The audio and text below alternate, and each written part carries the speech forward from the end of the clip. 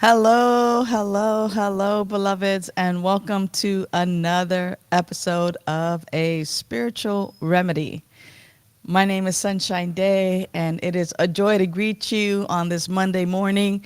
I want to just share with you that here in Southern California, where I am, uh, Hillary did some stuff. I don't know everything that's happening out in the world today, but it is definitely a great opportunity to be in touch with you. Let me know where you're tuning in from.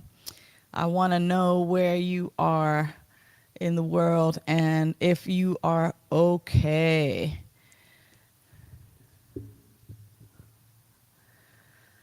Hmm.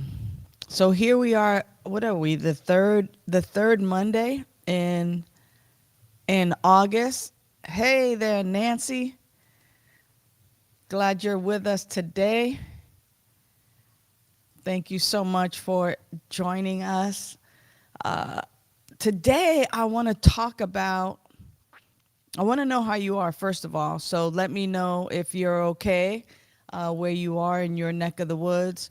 I think we have, let's see, who else do we have on here? We got Rev Kev. Hey, Rev Kev. Thank you. Rev Kev is part of Vida Spiritual Learning Center.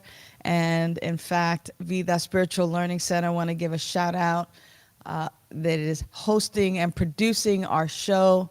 This is an amazing opportunity for us to be in a spiritual learning community together. I see we have Jan Ford. Hey, Jan, so good to have you with us today. Farrell, I miss you. I miss you. It's so good to see you. I'm so glad that you're hanging out with us today.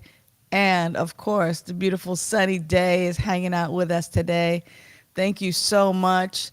Jan says she's loving the rain and the fresh air. And Nancy says, excellent. Thank you for asking. So I'm glad that our viewers are doing well today. You know, today I want to talk about should, should, shoulding on ourselves. Yes, I said shoulding, SHOULD. And today is about freedom from shoulds, where we dive into the world of shoulds and how shoulds are really about expectations and how these shoulds might be holding us back from living our best life. Is that possible? Is it possible that our shoulds and our shoulding on ourselves and shoulding on others, that these expectations might be holding us back and other people back from having that connection, right? From being connected, which is really what humanity is all about, is being connected with one another. And how all those, how all those sneaky shoulds can lead to disappointment and unnecessary stress in our lives. Um, these shoulds are these hidden rules in our life. They create and often carry a sense of obligation. Like there's this obligation that I should do this, or I should do that, or I shouldn't do this, or I shouldn't be here, or I shouldn't say that, or I shouldn't, like, whoa. But here's the catch. Reality up doesn't always match up. It doesn't always match our shoulds. And I think that that's where the trouble begins. So I want to hear from you. Um, yeah, Nancy says should is a hidden expectation. Yes, yes, yes, it is. It's a hidden expectation. Um, so um, here's the deal that I want to ask here is, I got something in my eye. Here we go. All right. It shouldn't be there. Right? All right. So how many times have you caught yourself saying, I should do this. I shouldn't have done that. I should do this. I should have this by this time. Um, how often do you find yourself with those shoulds? How often do you find yourself with those shoulds? And yeah, first of all, let's just go there. How often do you find yourself with those shoulds? Okay, Jan says, when others when others are concerned, my should equals love, and I'm left disappointed. My shoulds equal love, and I'm left disappointed. Ah, Jan. Um, yeah, isn't it interesting that that shoulds, especially around love, um, I might think that my shoulds, or I should do this or I should do that because I love them or I'm expressing love to them. But it leads to disappointment. Is that being reciprocated? Is that coming back my way? I'm wondering for others, how many times have you caught yourself saying, I should do this, or I should do that, I shouldn't have done this? I mean, isn't it really like we're setting ourselves up for disappointment by holding on to some of these like rigid expectations? Like if I should do this and then this is going to happen. Or, if I do that, like I should be really here, and I'm not, and then I judge myself for being incompetent, not confident enough. I judge myself for being lazy or not able to do certain things. And if that's you, you're not alone. Um, you're not alone in this, because it just sets us up for disappointment. Here's my other question. How have you noticed, or have you even noticed, but how have these shoulds impacted your life? And how is the reality different from your shoulds? How has that how has that happened? I see that Jan says, you're right. You're right where I am. Yeah, we're like not really far apart from one another, right? In these ideas of shoulds. And what I want to acknowledge in this moment as well is that sometimes people, I know I feel embarrassed about my shoulds, and my disappointment. And then, I do this, and it's not like I should have had a V8, right? It's um, it really is about like, oh wow, I've been having these shoulds and these expectations, and they're sneaky. They're really sneaky because many of us learn not to have these expectations because we'll have disappointments. But the thing about shoulds is that shoulds are kind of sneaky, and they sneak in there because we use the word should often. Let's see here. Nancy says, you taught me I get to do things, I don't have to, or I should do something. Yeah, I think that that's a great rephrase, right? It's just like, I get to do this and I get not to do it. Um, yeah, I get to or I don't, or I don't have to do it. I shouldn't, I should or I shouldn't have to do it. Hey there, Alina. Great to have you on. And Mahogany. It's been a minute. I'm so glad that you joined us again today. Yeah, so we're talking about shoulds. How are shoulds impacting your life? So, Jan, thank you for your vulnerability. I judge it as vulnerability, and vulnerability is courage and actually strength. I love that you say that my shoulds are connected to old thoughts. And here's the funny part about old thoughts or old behavior. If we're still doing it, it's not old. It's pretty current. It's pretty current. But I hear what you mean about they're connected to old ideas that no longer serve me. They're old ideas that no longer serve me. And when we're stuck in patterns and beliefs, that no longer serve us. It's time to re-up our game with our higher power, with kind of going, hey, here I am, in in this practice of these beliefs, these patterns, these behaviors, these beliefs that don't that no longer serve me, and I'm ready to be rid of them. I'm ready to release them. And so it's through our spiritual practice that we begin to release those. And in actuality, when we're talking about these shoulds and how these shoulds have impacted your life and how we feel disappointment when the reality doesn't align with the shoulds, here's a great example. The government should do something about the drug problem in the USA. Like, that's a classic case. The government should really do something about the housing people who are experiencing homelessness or who are outdoor livers, right? Now, it's a classic case of the shoulds that's not based in reality. The reality is way different than what we expect. My partner should really love me. My partner, if you love me, you should do this or you should do that, or, all of the shoulds and shouldn'ts that happen, and it's vague. And here's the part of it that is troubling, and we get caught in this vicious loop, and that it's disempowering. I'm exhausted just talking about it right now. It is disempowering, and it's a way of avoiding taking personal responsibility. We're putting the power in somebody else's hands.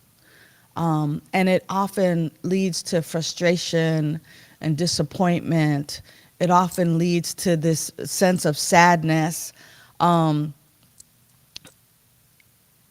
It's just like, when I catch myself in my shoulds or my shouldn'ts, and I am far-fetched, I'm far removed from reality. But here's the fun part. I want to hear from you. What's a should that you've caught yourself saying that's unrealistic and avoids reality? Go ahead and share it on your social media today. Do the hashtag a spiritual remedy, freedom from shoulds. We can make it fun, and we can really out ourselves so that as we become aware of these things, that we're making those small steps and taking those small steps towards living our best life. So before I get into talking a little bit about some steps that we could take to avoid the shoulds, let's see what Nancy has to say here. When a should doesn't feel good, I need to learn to speak up using my voice. Whoa. Isn't that awesome, Nancy? Absolutely. I mean, what is it that I'm hiding? What is it that I'm not saying? And it could be very well, like, I'm not happy with the reality that I'm facing right now. Like, I don't like this. Instead of, it really should be different than what it is. It really should be different. Because in fact, we are creators of our reality. We are co-creators in spirit with our reality. And unless we're willing to speak truth and speak power to that truth, it's going to be impossible, and we're going to continue to should on ourselves and then be disappointed. Hey, Ken Azado, what's up, beloved? Glad you're with us today. Yeah, so let's take a look at a couple of things that I'm thinking about that might help in the next few minutes. And that is, one is, on our path of a spiritual exploration, which is really what a spiritual remedy is really looking at these life-affirming practices that will keep us moving forward and keep us on the path of living our best life. This idea of practicing self-awareness.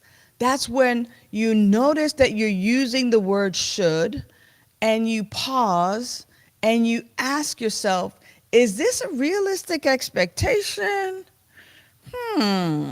is this a realistic expectation?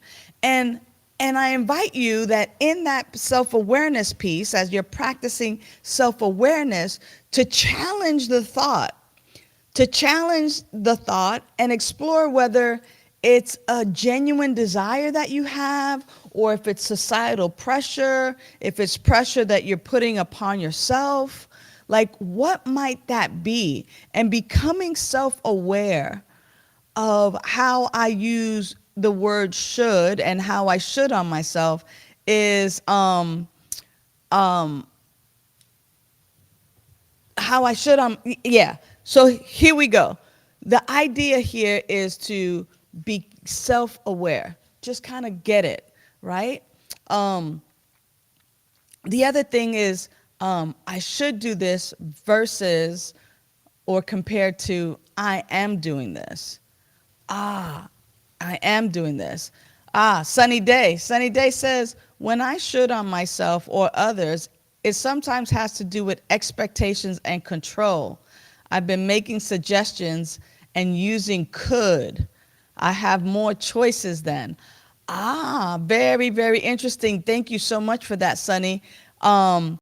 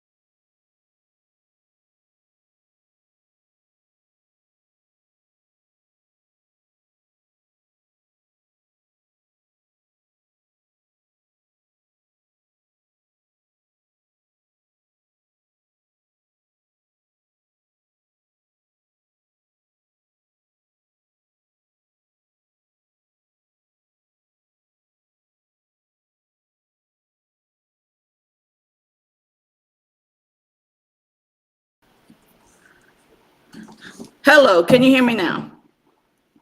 Okay, I had to switch microphones. I think something went wrong with my microphone there. Okay, so we've got 2 minutes left, but here's a couple of points that I wanted to make. I loved it when Sunny said something about using could instead of should. I should be working out right now, or I could be working out right now. Like, those are the things that are going to be important, is in that self-awareness, is recognizing that we can switch up our words so that we're feeling more empowered than disempowered.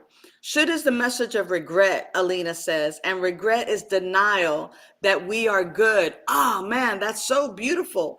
Yeah, should is the message of regret. Like, I don't like what's happening. I don't trust it. I don't like it.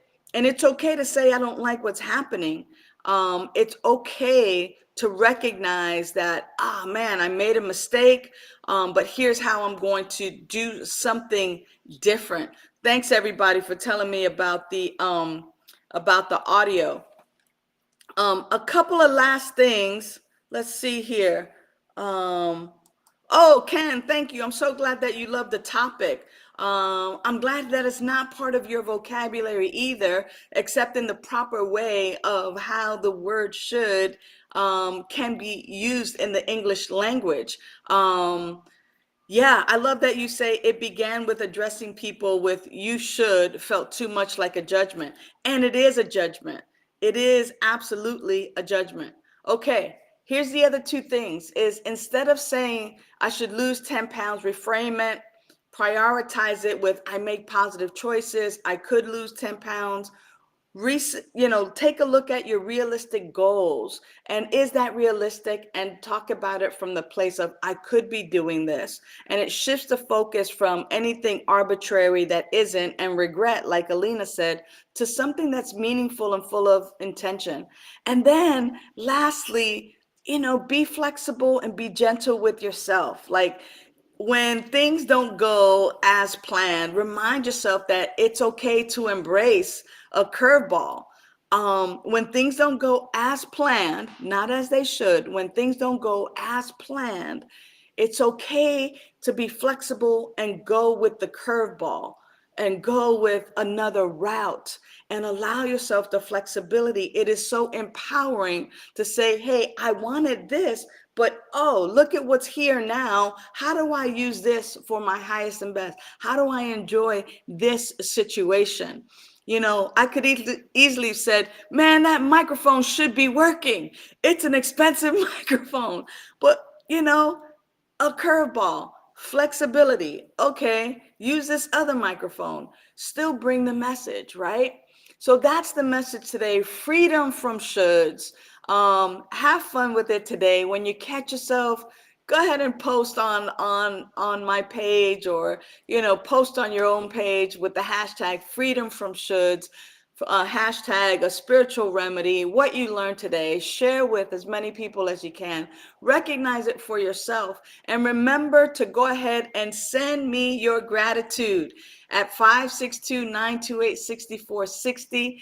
I will share one-on-one my gratitude with you. You share your gratitude with me. I'm really trying to get back on the horse and make this a daily practice, so I appreciate your help. Until next week, know that you are loved and appreciated. Have a great day, everyone. Love you so much. Bye for now.